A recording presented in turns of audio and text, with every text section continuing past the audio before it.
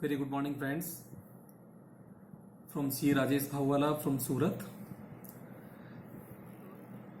Friends, जब से Covid package का अनाउंसमेंट हुआ है और जब से आत्मनिर्भर भारत के रेफरेंस में विभिन्न पैकेज का ऐलान हुआ है, तब से हमारे पास बहुत सारे क्वेश्चंस आ रहे हैं कि एमएसएमई यूनिट्स को अल्टीमेटली क्या बेनिफिट मिल रहा है। तो हम जो क्वेश्चंस आए हैं उनका सॉल्यूशन करने की कोशिश करेंगे। सबसे पहले जो क्वेश्चन आया है कि क्या ट्रेडर्स एमएसएमई की डेफिनेशन में आते हैं। फ्रेंड, ट्रेडर्स एनआईसी कोड 45, 46, 47 में आते हैं। इसके लिए वो एमएसएमई की डेफिनेशन में कवर नहीं होते हैं, लेकिन सूरत के जो ट्रेडर्स हैं जो grey as a raw material लेते हैं और साड़ी, ड्रेस मटेरियल या रेडीमेड गारमेंट बनाते हैं, उन्हें इस बात का रिप्रेजेंटेशन जरूर करना चाहिए एमएसएमई मिनिस्ट्री को कि ऐसे ट्रेडर्स जो ग्रे लेकर और लास्ट में मैन्युफैक्चरिंग प्रोडक्ट उनका साड़ी, ड्रेस मटेरियल या रेडीमेड गारमेंट है, उन्हें भी एमएसएमई की कैटेगरी में लिया जाए। प्रेजेंटली वो इसमें कवर नहीं है। सेकेंड क्वेश्चन है कि एमएसएमई यूनिट्स को 2% की इंटरेस्ट सब्सिडी भारत सरकार द्वारा दी जाती है। यह स्कीम 1 करोड़ तक के जो वर्किंग कैपिटल फैसिलिटी है या जो टर्म लोन है उसके ऊपर दी जा रही है। यदि आपकी 1 करोड़ से ज्यादा भी लिमिट है तो वो 1 करोड़ तक की फैसिलिटी पर आपको 2% के हिसाब से इंटरेस्ट सब्सिडी दे दी जाएगी। तो यह क्वेश्चन आता है कि क्या यह फैसिलिटी ट्रेडर्स को अवेलेबल है। यह जो 2% इंटरेस्ट सब्सिडी है, ये पहले ट्रेडर्स को अवेलेबल नहीं थी, लेकिन 5 फरवरी 2020 को जो आरबीआई का सर्कुलर आया उसमें इस ट्रेडिंग एक्टिविटी को उसमें इंक्लूड कर लिया गया है। इसके लिए आप अपने बैंकर को यह कह सकते हैं कि 5 फरवरी 2020 के सर्कुलर के हिसाब से हमें वो 2% इंटरेस्ट सब्सिडी का बेनिफिट दिया जाए। हालांकि जो 2% इंटरेस्ट सब्सिडी की जो स्कीम है वो 31 मार्च 2020 तक थी। उसके बाद उसका एक्सटेंशन का सर्कुलर आ नहीं पाया। मुझे लगता है कि कुछ ही समय में ये स्कीम के एक्सटेंशन का सर्कुलर आ जाएगा और उस स्कीम के सर्कुलर में ट्रेडर्स को भी इसमें कंटिन्यू रखा जाएगा। तो आप उस समय ध्यान रखें और अपने बैंकर से इस बारे में चर्चा कर 2% इंटरेस्ट सब्सिडी का बेनिफिट जरूर लें। थर्ड क्वेश्चन जो आता है कि इस पैकेज में एमएसएमई यूनिट्स को क्या क्या बेनिफिट्स दिए गए। फ्रेंड्स, ये जो पैकेज है इसमें बेसिकली केवल ऐसे यूनिट्स को बेनिफिट्स हैं जो एग्जिस्टिंग बैंक में एग्जिस्टिंग जिनका लोन चल रहा है। नए यूनिट्स को इस स्कीम में कोई भी तरह का बेनिफिट नहीं दिया गया है। पुराने एमएसएमई यूनिट्स जिनका लोन चल रहा है उनकी बहुत प्रॉब्लम्स थी लिक्विडिटी की। उसको सॉल्व करने के लिए सरकार ने उन्हें मुख्यतः 2 प्रकार के बेनिफिट दिए। पहला, जब मार्च में जो अनाउंसमेंट हुआ था कि इमरजेंसी क्रेडिट लाइन के रूप में उन्हें 10% ऑफ द क्रेडिट फैसिलिटी उन्हें इमरजेंसी क्रेडिट के रूप में दी गई। जैसे जिसकी 2 करोड़ की यदि लिमिट है तो उसे 20 लाख रुपए की यूनिट को एडिशनल क्रेडिट फैसिलिटी दी गई। और ये रेट ऑफ इंटरेस्ट का जहां तक सवाल है, ये हर बैंक का अपना अलग अलग क्राइटेरिया है। जैसे बैंक ऑफ बड़ौदा इस तरह की इमरजेंसी क्रेडिट लाइन जो दे रही है वो केवल 7.25% पर दे रही है। कुछ बैंक ज्यादा भी चार्ज कर रही हैं, लेकिन वो 10% मिलने से यूनिट्स की इमीडिएट लिक्विडिटी की प्रॉब्लम में कुछ सॉल्यूशन हुआ। जो दूसरी इन्होंने 20% की एडिशनल लिमिट रिसेंटली अनाउंस की, उसमें उन्होंने कहा है कि जो आपके आउटस्टैंडिंग लोन फैसिलिटी है उसका 20% हम एडिशनल लोन आपको देंगे। वो आपको 4 साल के अंदर अंदर पेड करना होगा। इनिशियली आपका उसमें मोरेटोरियम रहेगा, आपको कुछ पेड करने की जरूरत नहीं रहेगी, केवल इंटरेस्ट का पेमेंट करना रहेगा। और इसके लिए एमएसएमई यूनिट्स को किसी तरह की कोई सिक्योरिटी देने की जरूरत नहीं है, भारत सरकार द्वारा इसकी गारंटी दी जाएगी।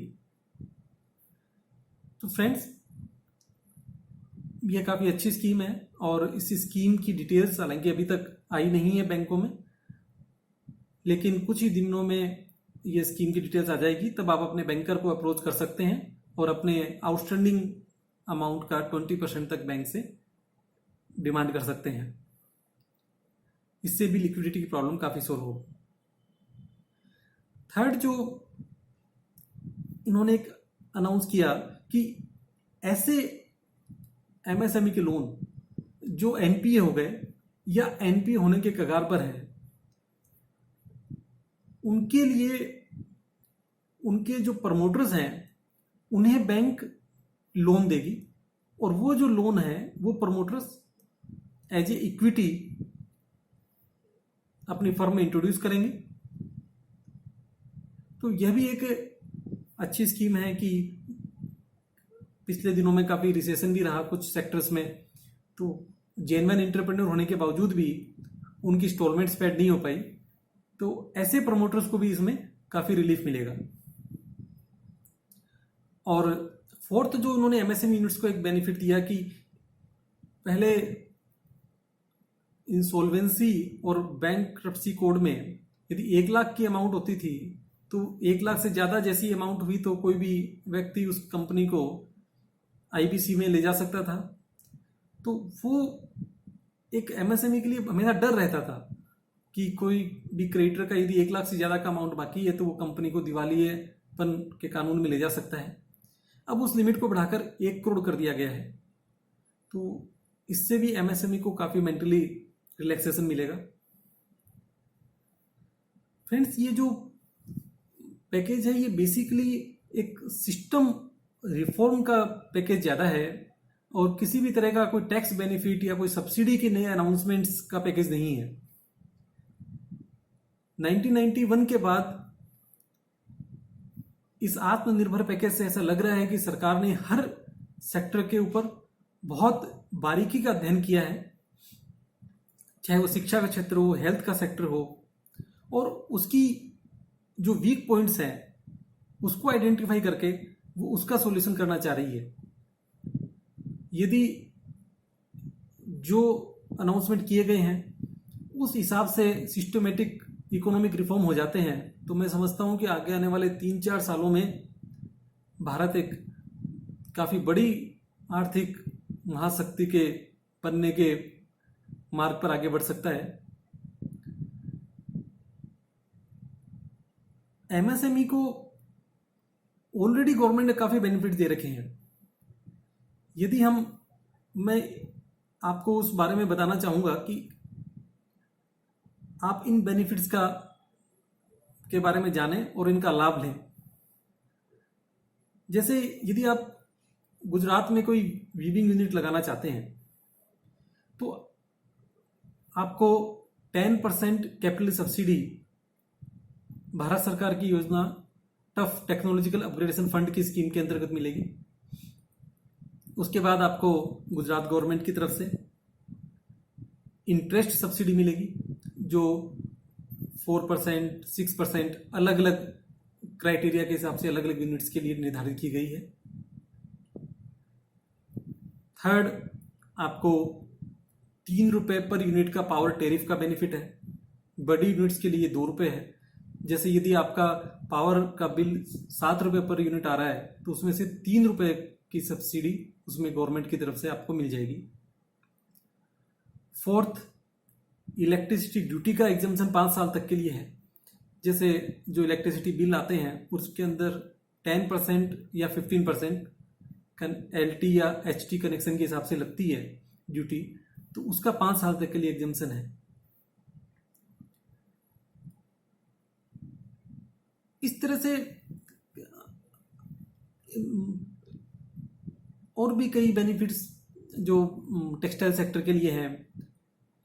टेक्सटाइल पार्क यदि कोई डेवलप करते हैं तो उनके लिए भी 40 करोड़ की सब्सिडी है। तो हम उन बेनिफिट्स का लाभ ले सकते हैं।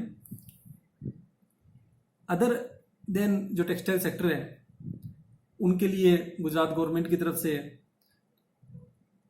इंटरेस्ट सब्सिडी भी है, प्लस यदि आप म्यूनिसिपल कॉरपोरेशन के अंदर लगाते हैं या बाहर लगाते हैं उसके बेस पर आपकी कैपिटल सब्सिडी भी उसमें आपको मिलती है। यदि आप एग्रो प्रोसेसिंग यूनिट स्टार्ट करना चाहते हैं जो कि आने वाले समय का बहुत ही ब्राइट फ्यूचर वाला एक सेक्टर है, उसमें भी यदि आप कोई मेगा फूड पार्क डेवलप करते हैं तो 50 करोड़ की सब्सिडी है। यदि आप कोल्ड चेन फैसिलिटी स्टार्ट करना चाहते हैं उसके लिए भी सब्सिडी है। तो सरकार ने हर उद्योग के लिए काफी सब्सिडी ऑलरेडी अनाउंस कर रखी है।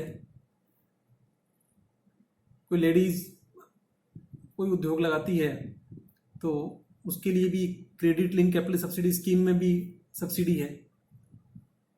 तो मेरा ये कहना है कि एमएसएमई सेक्टर के लिए ऑलरेडी काफी सब्सिडी है। आप इसके बारे में जानें और इसका लाभ लें। इसके अलावा एक क्वेश्चन है कि एमएसएमई यूनिट्स के लिए सरकार द्वारा जो एमएसएमई समाधान पोर्टल चालू किया गया है उसका बेनिफिट हम कैसे ले सकते हैं। फ्रेंड्स, सरकार ने एक बहुत अच्छा पोर्टल एमएसएमई के लिए चालू किया है।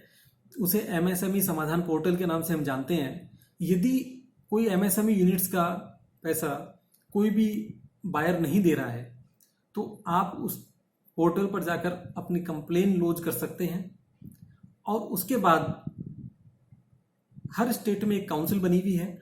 वो काउंसिल 90 डेज के अंदर अंदर अपना डिसीजन देगी और यदि वो डिसीजन आपके फेवर में आ जाता है तो उस सप्लायर को वो पेमेंट आपको तुरंत देना पड़ेगा। और यदि उसके अगेंस्ट में जो बायर है वो कोर्ट में भी जाता है तो भी ऐसी कंडीशन है कि उसका 90% पैसा उसमें उसके कोर्ट में जमा कराना पड़ेगा। तो आप एमएसएमई समाधान पोर्टल का बेनिफिट ले सकते हैं। इसके अलावा एमएसएमई जो यूनिट्स हैं यदि उनके बायर उन्हें लेट पेमेंट देते हैं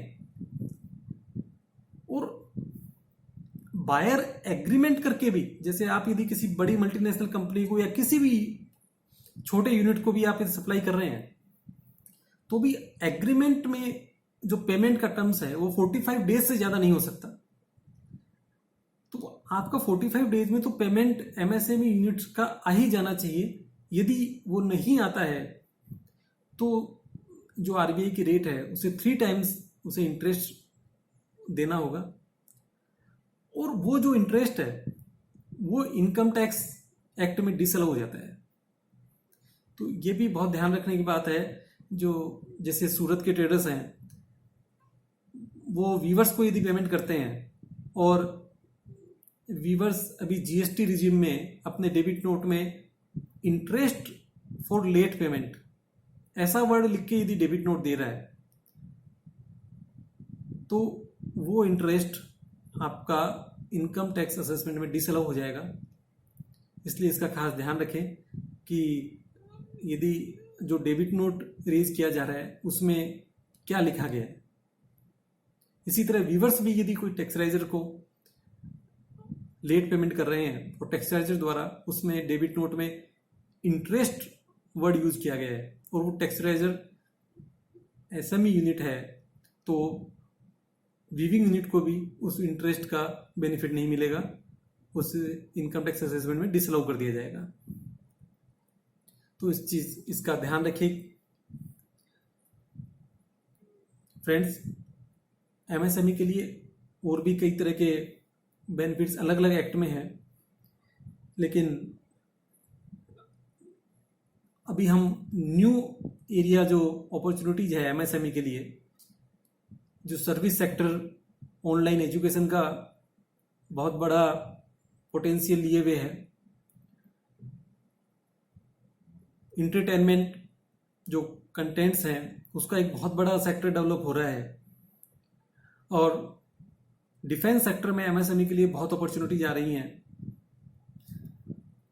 स्किल डेवलपमेंट कोर्सेज, ये एक काफ़ी बड़ा सेक्टर डेवलप हो रहा है, क्योंकि हर व्यक्ति को अभी जो अपनी पुरानी स्किल्स हैं उन्हें भूलनी पड़ेगी और नई स्किल्स एक्वायर करनी पड़ेगी। मुझे ध्यान है आज से 3 साल पहले जब रेपियर जैकेट्स मशीन्स आना शुरू हुई थी, तो बहुत सारे ट्रेडर्स या बहुत सारे ऐसे लोग थे जिन्हें वीविंग का बहुत ज़्यादा नॉलेज नहीं था। तो यहाँ पर कुछ क्लासेस चलती हैं जो उन्हें वीविंग के बारे में पूरी प्रैक्टिकल ट्रेनिंग देती है, थ्योरेटिकल ट्रेनिंग देती है। तो लोगों ने उन क्लासेस को ज्वाइन कर रेपियर जैकेट के यूनिट्स लगाने की हिम्मत की, और मैं देख रहा हूँ कि पिछले 3-4 सालों में ऐसे यंग एंटरप्रेन्योर्स ने या इवन मीडियम एज एंटरप्रेन्योर्स ने भी काफ़ी प्रोग्रेस की और उनके यूनिट्स काफ़ी सक्सेसफुल चल रहे हैं। तो फ्रेंड्स, अपने पुरानी स्किल्स को अनलर्न करके जब तक हम अपनी नई स्किल्स एक्वायर करने पर ध्यान नहीं देंगे, नए सेक्टर में जाने की हिम्मत नहीं करेंगे, जब तक हम इस आत्मनिर्भर भारत की जो विजन है, जो आने वाली अपॉर्चुनिटीज हैं, उसका लाभ नहीं ले पाएंगे। हर सेक्टर के लिए गवर्नमेंट की तरफ से सब्सिडीज हैं, बेनिफिट्स हैं। तो आप किसी भी सेक्टर के बेनिफिट्स के लिए कोई स्कीम जानना चाहते हैं तो आप हमारे इस ईमेल आईडी पर अपनी क्वेरी डाल सकते हैं। Thank you.